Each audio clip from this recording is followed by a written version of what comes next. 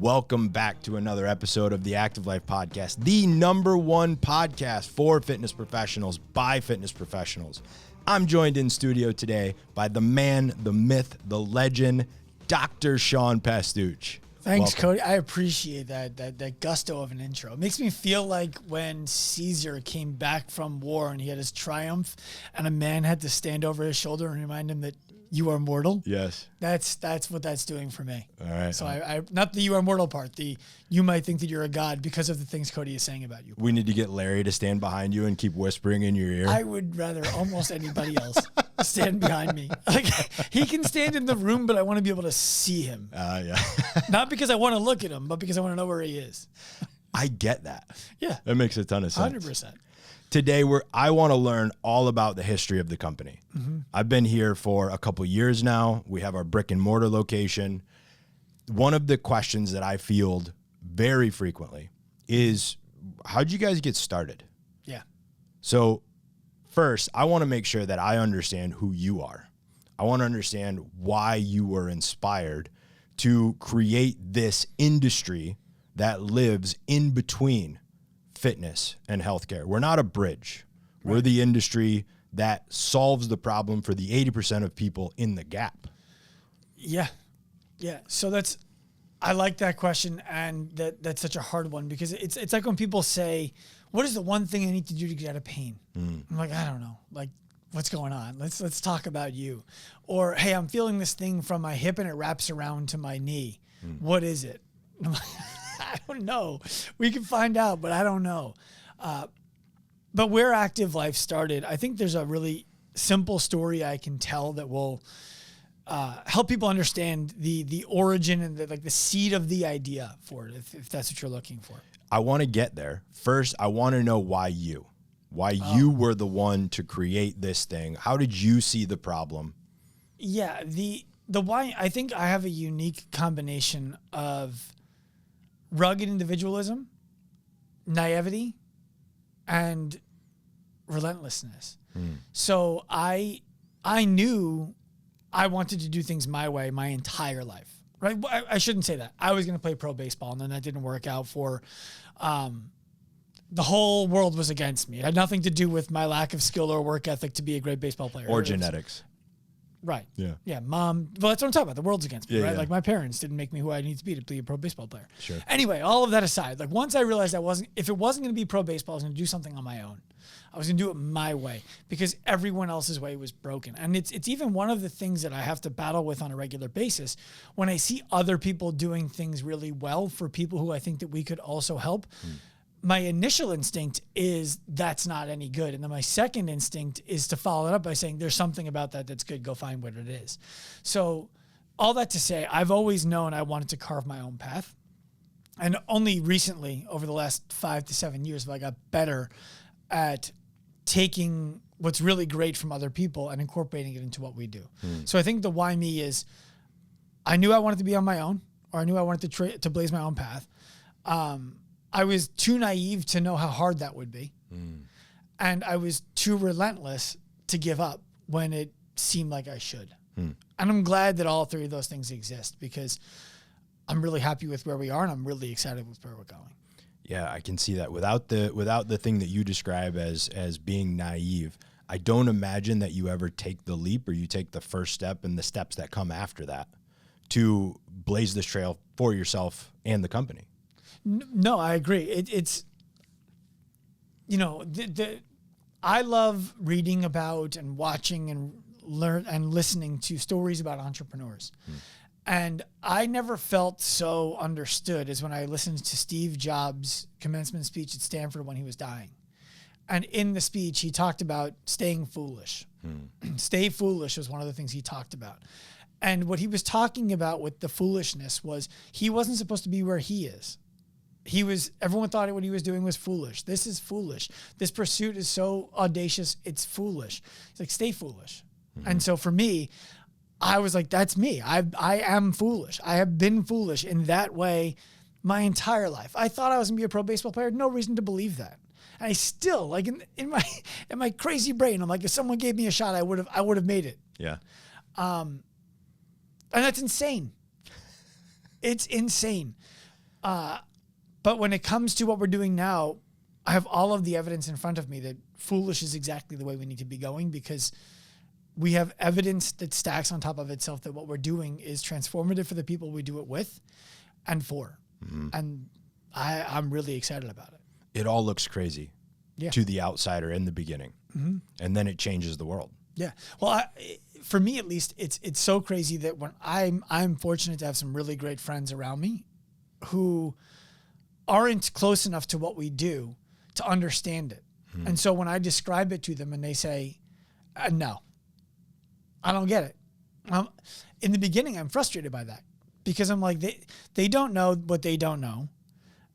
And I have to first convince them that there's a problem, then explain to them that we solve that problem, then explain to them someone else doesn't solve that problem, then explain to them why, then explain to them how we do. And that's just a lot of explaining to do. Mm-hmm. And so recently, I'll even share with you, I've been working on language so much. And one of the things I came up with is there are 55 million Americans who wake up every single day with chronic pain. Hmm. They're compromising on the life they once aspired to live because chronic pain has robbed them of it. But I don't think we have a chronic pain problem. Hmm. I think we have a problem with the compromises that the pain forces us to make. Mm-hmm. And everybody else is focused on the pain. Hmm. We focus on the compromises and resolve both. Mm-hmm. Where my brain goes next is, okay, so you've identified there's this foolishness, there's this naivete, there's this ambition. You have to start somewhere at creating a company like this. Mm-hmm. So I want to hear, was there a moment, was there a story, was there a thing where you're like, this is going to propel me into the direction that I believe I need to go? There were several, but I'll hit on some of the high notes. I was working as a personal trainer, taking all of my clients up to the physical therapy suite at the Equinox I worked at because they all had physical ailments, and I didn't know what to do with them. I had been a personal trainer for years, and I would go up to physical therapy and I would say, I don't know what to do with this guy who has a frozen shoulder. I don't know what to do with this person who has back pain for the last 10 years. I don't know what to do with this person who has MS. And these were all of my clients. I enjoyed working with the people who the other trainers were just pretending didn't exist in the gym. And I got the most uninspiring answers ever. They're too old for that. If it hurts, don't do it. That's the best it's going to get. If that's the worst problem that she has, she's having a good life. And I'm like, this is the worst. So I went to chiropractic school. And when I got out, I went back to personal training while I was waiting for my licensure to process, right? You take your board exams and then there's a lag and you can't practice. And so I needed to make a living. So I went back to personal training. And I had a client who at the time was advising the president on healthcare policy. Wow. Yeah, it was extremely intimidating. I bet. To the point that I interrogated him on why he chose to work with me. And he explained that my education and my experience fell somewhere in between fitness and healthcare. And that he liked that because he was used to hearing all of the doctors telling him all of the things he can't do with his body because of his aches and pains. And then he was used to going to the personal trainers and telling them what his aches and pains were and having them tell him how they could work around those aches and pains. And I'll remember forever. He says to me, Sean, I want to do the things. I don't want to work around the things. And for me, that was like, oh, okay, I guess I'm supposed to help you do that. And I had no idea how. So I started learning really through him. That was the first person.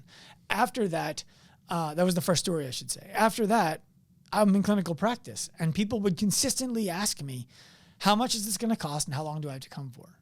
It was like they were saying, I'd rather not be paying you and I'd rather not be with you. Sure. I didn't like that, right? It was you get people when they're at their low, you help them get to a high, and then they're gone forever. So your entire day, all day, every day is spent with people who are in the lows. That's not fun. So I was fortunate. I ended up bringing in a really good partner, Dr. Jeremy at the clinic in Island Park. And he brought to the table really good strategies for helping people with exercise program design when we couldn't get our hands on them. And I saw right away that was something that I was missing that I needed to add to my repertoire, right? Like the not in-person kind of work, simple things people could understand. And so we did. And pretty soon he and I found ourselves working with Olympic medalists, professional athletes, CrossFit Games champions, titans of industry. People were flying from around the world to see us in Long Beach. And we were writing exercise program design for them when they would leave, affecting their lifestyle, their mindset, their exercise, all of those things. And that for me was really exciting. It wasn't exciting for him. Sure. He loved the patient care. I loved the scale opportunities of working with people from around the world. Mm-hmm. So I left the clinic. He stayed there. He got the clinic. He got the gym. I got the online opportunity, if you will. Working with people from around the world for years is what turned into trainers and coaches asking how they could learn how to do what we were doing, because we were doing things successfully from around the world that they couldn't do in person with their own clients. Yep. One thing leads to another, and we go from mentoring gym owners on how to build this environment for the coaches and members in their gym to doing it ourselves, because frankly, we were finding that most people were stopping at 70 to 80% of what we needed them to do to be successful. Okay. And most people being gym owners. Gym owners and even the trainers working for them. Okay. And at 70 to 80%, you might as well be doing none of it. It's as you described, being stuck in the gap in the middle. Yep. And it's painful and it's arduous. And it wasn't fun to try to help people see the light on the other side. So we launched our own, and that's how we got here. In the timeline, so you are personal training while you're waiting on your chiropractic license to come through. Yep. You get that. You open up your own clinic. You work for somebody else. What does that look like? When I got my license, I started practicing with my father and my uncle. Okay. My father was a chiropractor. My uncle was a chiropractor. They're 10 years apart. And the way I was doing it was so different than the way they were doing it. I love them. I respect them. I didn't share their values around patient care. Okay. And so it was obviously not going to work long-term for us to stay together in that environment. I had to get out and do it on my own. In part because of, again, that rugged individualism and the naivety. Yeah. But so it started off there, and then 2.5 years later, I opened my first CrossFit gym and my first clinic of my own with friends and family money that, unfortunately, I squandered. And this was in Long Beach. This is in Long Beach. Mm-hmm. Long Beach and then in Island Park. I squandered it because I had no business acumen. Hurricane Sandy came at a really bad time. My next door neighbor sued me. There were a lot of reasons. We won the lawsuit, by the way. There were a lot of reasons to justify the failures. But the beginning of my story is a lot of downs. Yeah. It's not mostly ups. It's mostly downs. Mm-hmm. And I think that's why I'm successful now. So we're a CrossFit gym and a rehab clinic. Yep. Together. Yep. Perfect match, by the way. What makes you say that? People get hurt doing CrossFit all the time. They don't get hurt they don't blow an ACL, tear a shoulder. They get what they think is insidious back pain. They wake up in the morning and they're like, my back hurts. I don't know why. My shoulder hurts. I don't know why. Well, I can help you with that. And I could. And the truth is I didn't realize even at the time that was what was causing it until people from other people's CrossFit gyms started coming to me too. And I was like, wow, there's a lot of people coming from CrossFit gyms. There's a lot of very straight lines here that people are finding themselves less physically able as a result of being much more physically fit, which didn't make much sense to me. Hey, it's Dr. Sean here reminding you that if you are a coach who wants to fill the gap neglected by fitness and healthcare, and you want to make a career doing it, we might be able to help you. Head to the show notes. There's a link there. You're going to click that link to download the ALP curriculum. That's the stuff that we teach to coaches over the course of 13 months to turn them into world-class professionals who never have to worry about missing a paycheck again, doing work they love to do. Go ahead and check that out, and I'll see you on the other side. Let's get you back to the show. How did you make the transition from, all right, you're working with people, local people, right, to working with the CrossFit Games athletes, the Olympians, the baseball players? I had an ego that needed to be served, if I'm being radically honest with everybody. And I thought that ego would be served by working with high status people.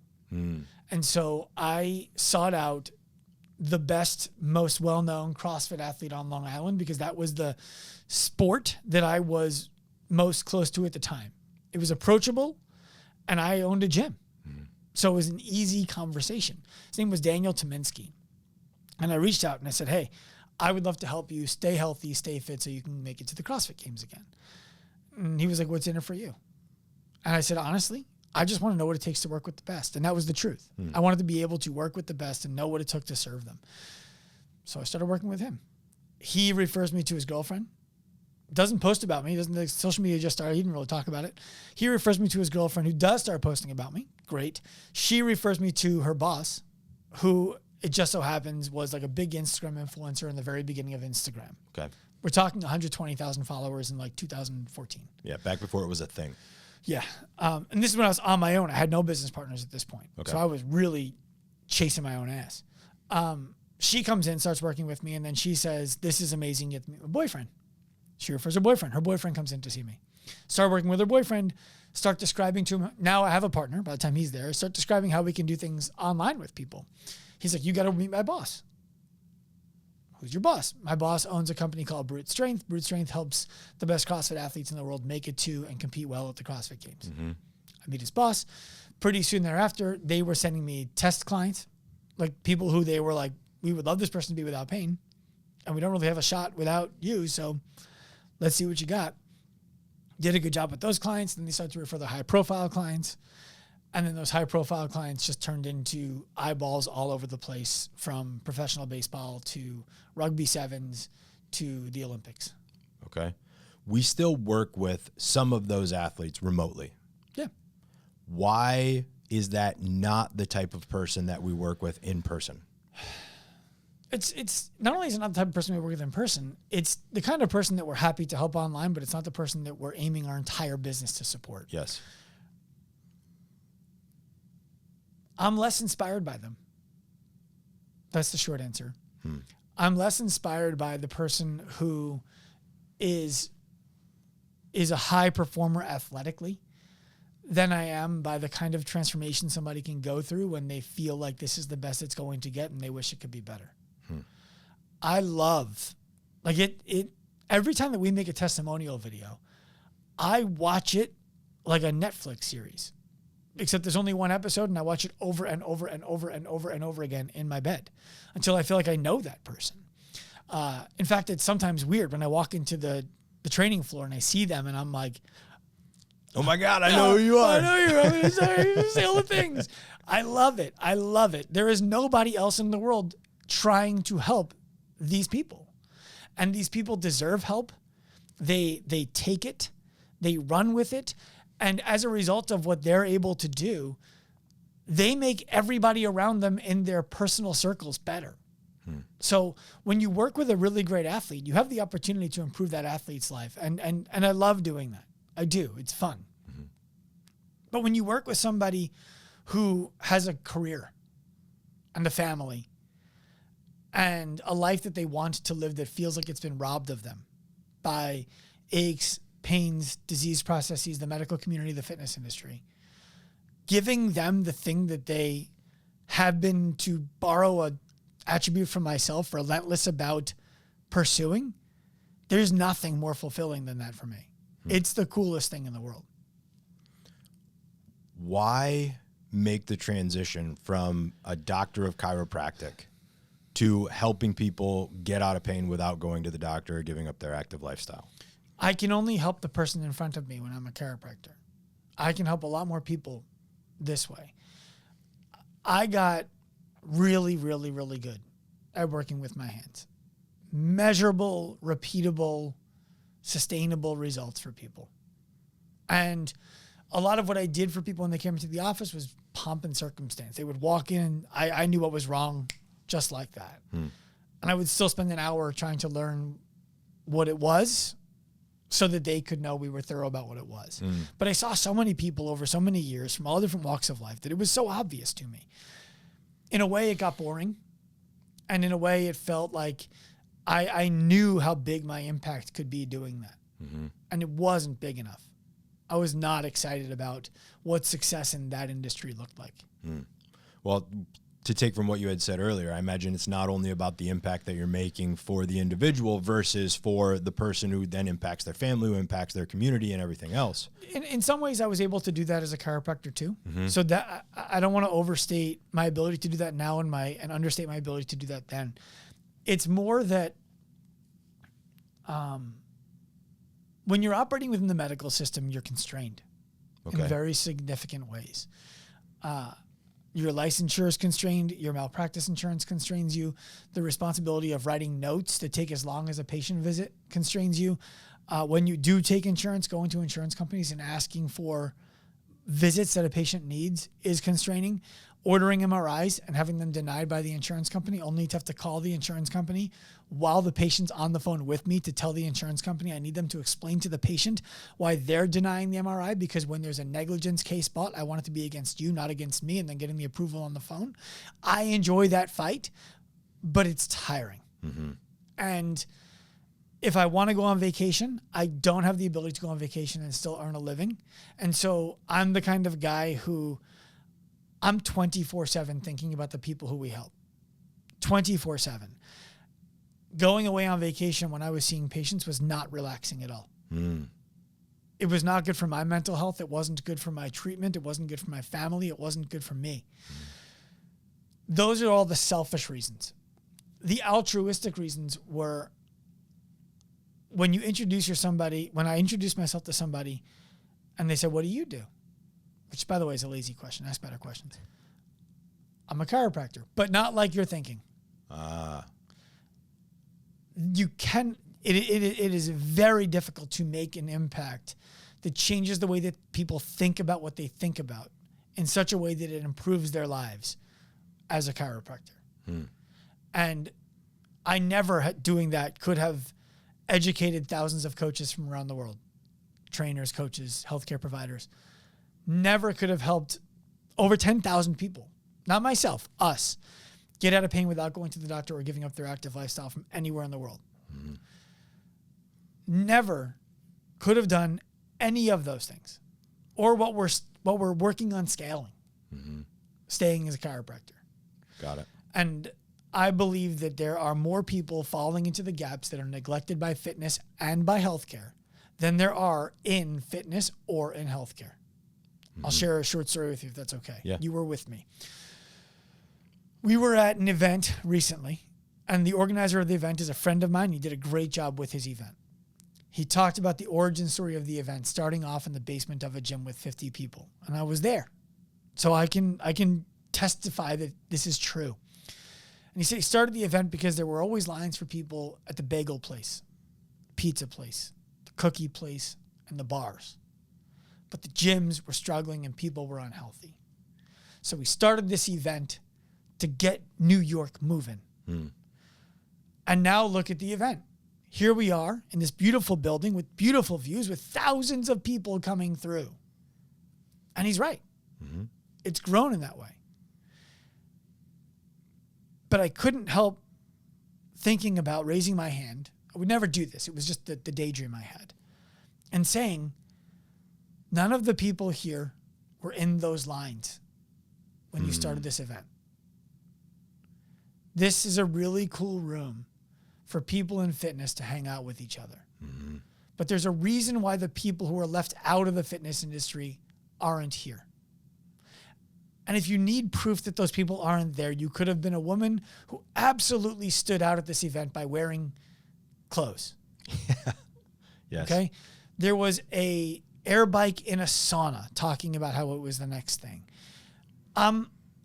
That stuff is awesome. It's great for the fitness industry, and I want to see the fitness industry innovate and get better and grow.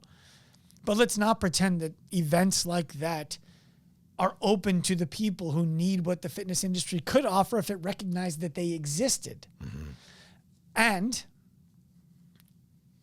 to me, it was emblematic that there's an abundant amount of unconscious incompetence amongst the fitness industry, because I don't think anybody else in that room had the same thought.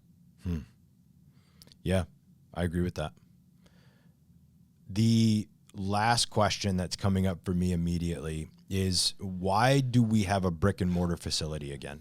This was something you went away from. You want the truth, or do you want the inspiring story? Let's I'll do give you both. The truth is, you guys told me we needed one. You weren't one of you guys yet, but our team came to me and said, we need to open a brick and mortar to prove the concept, to prove that there are people who want this, to prove that there are people who can execute this, to prove that it's profitable for the owner, that it's profitable for the staff, and that it's rewarding and worth every cent and more to the member. I asked the team at the time to have a meeting with myself and my wife because I was really opposed. Because I remember how much of my life this really took when I did it before. And the promise was made to me that it would not be my responsibility to run the day-to-day operations. I am really good with vision and not so great with day-to-day operations. I said, if we're going to do this, and my wife was with me and she agreed. It was her pushing me, actually. If we're going to do this, we need someone great to operate. And they told me you were going to operate. And I said, you're telling me Cody Ringel is going to move from Michigan to New York. If something goes wrong at his brick and mortar where he is, he's going to let that fall aside to prioritize ours? And they said, yes. I said, if that's true, I'm in. And so that's why we opened.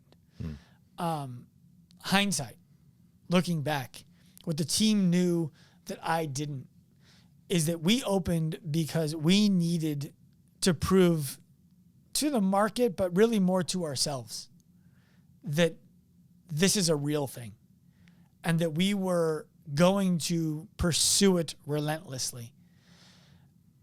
And putting our money, our time, our reputation, our energy on the line had to happen so that we could prove people need this, people want this, and we should grow this.